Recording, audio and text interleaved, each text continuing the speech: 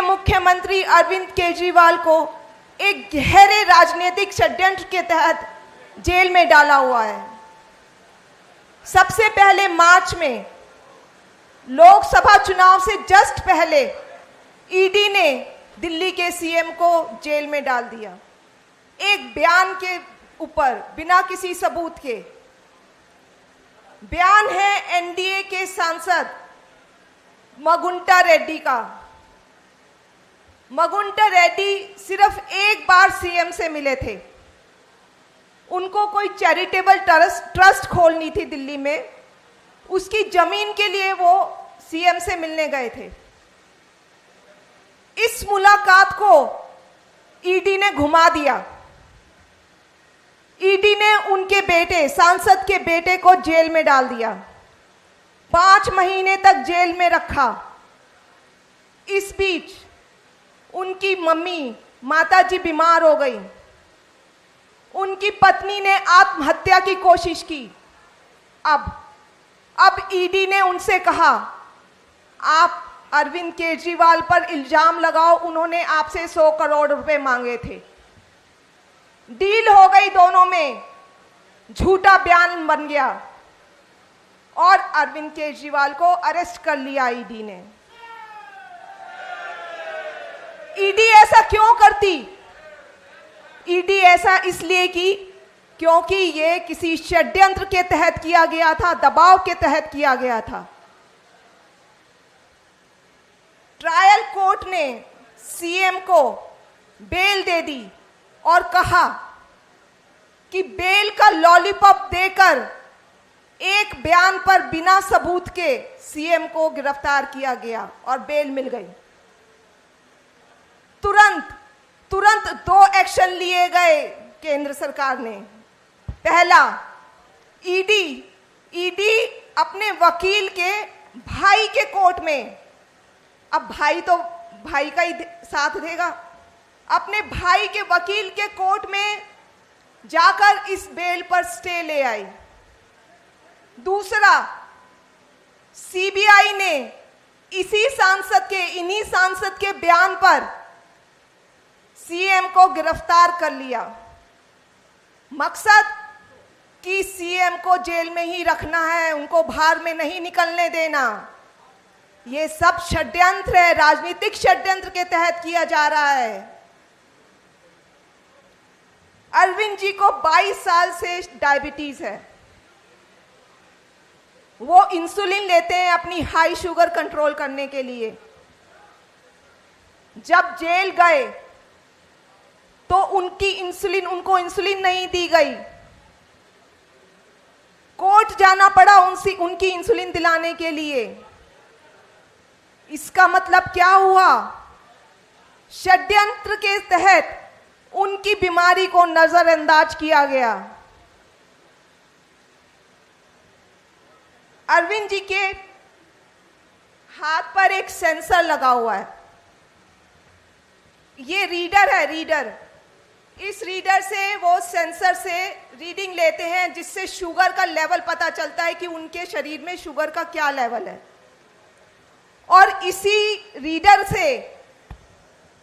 Reader में एक graph बनता रहता है।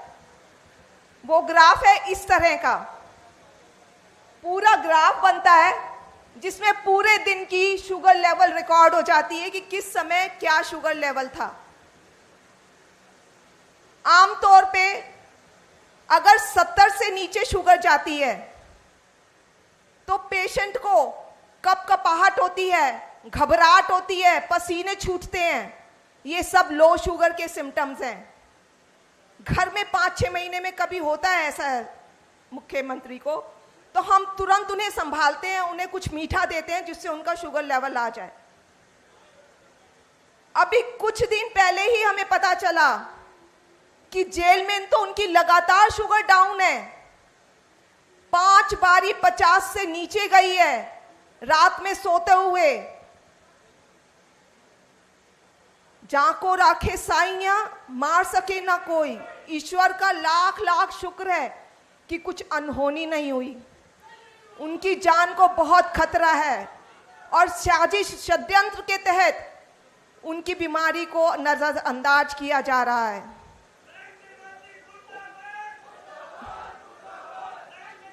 ऊपर से एलजी साहब ने अभी एक चिट्ठी लिखी है। वो चिट्ठी में कहते हैं, अपने सीएम पे इल्जाम लगाते हैं कि सीएम विलफुल्ली, मतलब जानबूझकर कम खा रहे हैं। क्या मजाक की बात है। मतलब वो खुद की जान खतरे में डाल रहे हैं कम खाकर। फिर दूसरी तरफ ये भी बोलते हैं कि सीएम इंसुलिन कम ले रहे हैं। मैं एलजी साहब को बताना चाहूंगी कि जब शुगर हाई होती है, इंसुलिन की जरूरत तब पड़ती है। उनकी पहले ही 50 से नीचे शुगर जा रही है, इंसुलिन लेके वो खुद को खत्म करना चाहेंगे। अब आप लोग बताइए, ये तानाशाही नहीं है, ये षड्यंत्र नहीं है क्या बीजेपी सरकार का?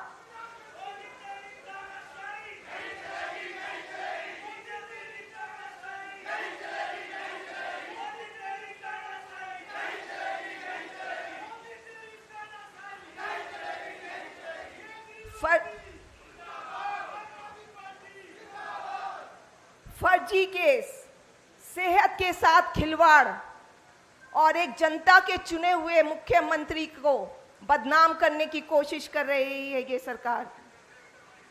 इनका सिर्फ और सिर्फ एक ही मतलब है, एक ही मकसद है कि कैसे दिल्ली के कामों को रोकना है। क्योंकि किसी ना किसी तरह से दिल्ली के लोगों का काम नहीं रुकवाते। वो लड़ाई कर करके सब काम करवाते हैं दिल्ली के लोगों का। भाजपा की राजनीति, भाजपा के 7 सांसद दिए दिल्ली के लोगों ने। आप उनसे पूछिए, दिल्ली के लिए इन भाजपा के सांसदों ने क्या काम किया है?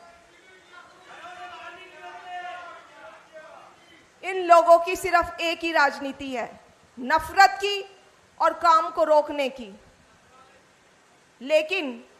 लेकिन आपके मुख्यमंत्री, दिल्ली के मुख्यमंत्री इन सब बातों से नहीं डरने वाले। वो दिल्ली के लोगों के लिए, वो सभी लोगों के लिए संघर्ष करेंगे।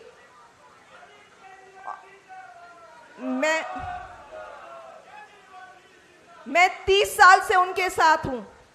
मुझे पता है उनमें सेवा का कितना जज्बा है और मैं आशा करती हूं कि आप सब भी उनका साथ देंगे।